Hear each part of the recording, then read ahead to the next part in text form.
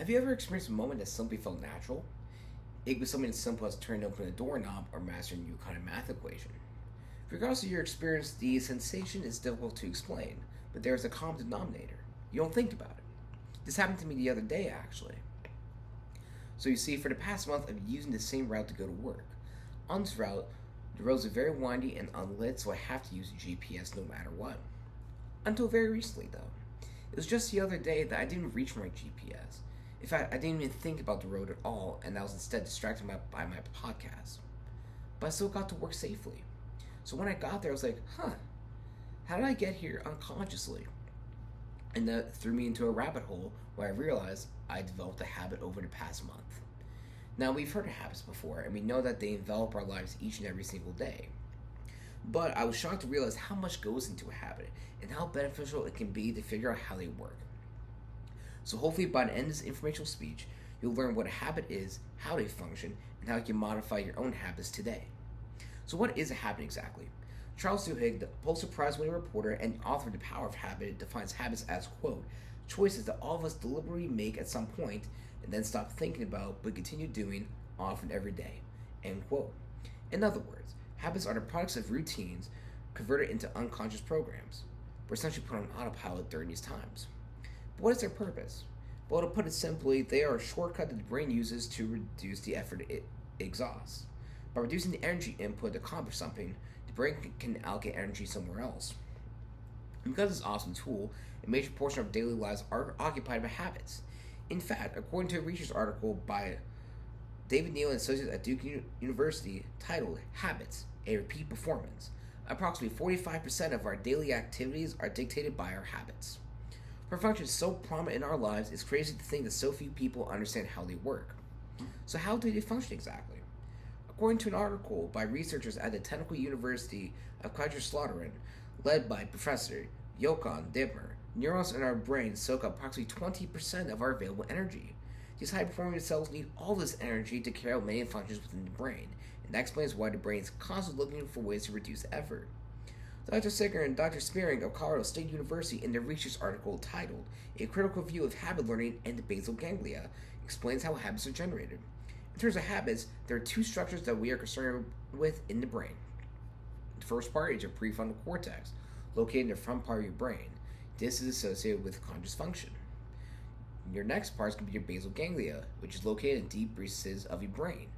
This is associated with unconscious function and autonomy. The prefrontal cortex is constantly active as it receives inputs from our senses, among other sources, to carry out day-to-day operation. However, if a repetitive action is discovered, the prefrontal cortex will transfer its data to the basal ganglia, where it can be chunked into a habit. Basically, this routine becomes a program that can be executed whenever a trigger for the new habit is read by a prefrontal cortex. In essence, the prefrontal cortex funnels repetitive actions it deems not worthy of major resources to the basal ganglia, where it runs the habit using minimal brain energy, and that's why you get that natural sensation. But what makes up a habit exactly? Going back to Charles Duhigg and his book, The Power of Habit, Duhigg reports that each habit consists of three parts: a trigger, an action, and a reward. This makes the whole program of a habit. First, the trigger is recognized. 2, the action is conducted. And 3, you receive your outcome, which is your reward. Let's make an example here. Let's say you had a stressful day, and because of that, you decide to have a slice of pizza. Afterwards, you get a sense of relief. Now, if you repeat this pattern over the course of a few days to even a month, you will turn this into a habit, where your trigger is going to be your stress, your action is going to be eating pizza, and your outcome, your reward, is going to be that relief from that stress. And while this is a delicious example, it can have some weighing consequences, and that's why we're capable of influencing our own habits each and every single day. So how can we do that, though? Well, many habits are used for menial functions. Some habits are generally beneficial, and others are impairing or detrimental. Outcomes could be for the best or for the worst. In my own family, as an example, members have struggled with habits very similar to the earlier example. As a result of gaining massive weight due to stress, eating sugary treats and fatty foods, several have developed diabetes. With the rising cost of insulin and the uncertain economy, I am always worried for my family and generally fear for my own fate if I fell into one of these habits. This is not the life I would want to live. Thankfully, we're all capable of modifying our own habits, as suggested by Charles Duhigg in The Power of Habit yet again. As you already know, habits consist of a trigger, an action, and a reward. According to Duhigg, the trigger and reward cannot be changed, but we can modify the action to improve our own habits. So how can we improve the habit from the earlier example? Now, we know that the trigger is going to be your stress, and we know that your reward is going to be that relief. Those two cannot be changed, per Charles Duhigg, but the action, eating pizza, can be changed. We can turn that into a healthy habit by just modifying that one part. Now, if we change pizza into, say, apples or oranges, it is now a healthier habit for your diet. Or we change it to an activity such as journaling or even therapy to make it very therapeutic for the person that's being affected by this habit. So, as it turns out, there have always been a science behind that natural feeling a lot of us tend to get. Habits have been behind the feeling for all of our lives, and I'm sure that before this speech, you all thought of habits differently.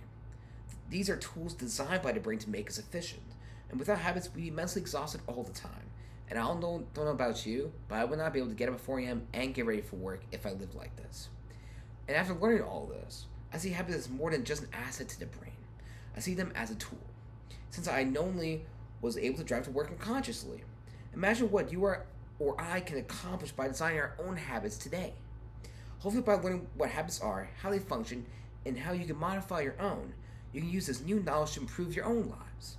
I'm Thomas Blajic, and thank you for listening to my informational speech. Think big.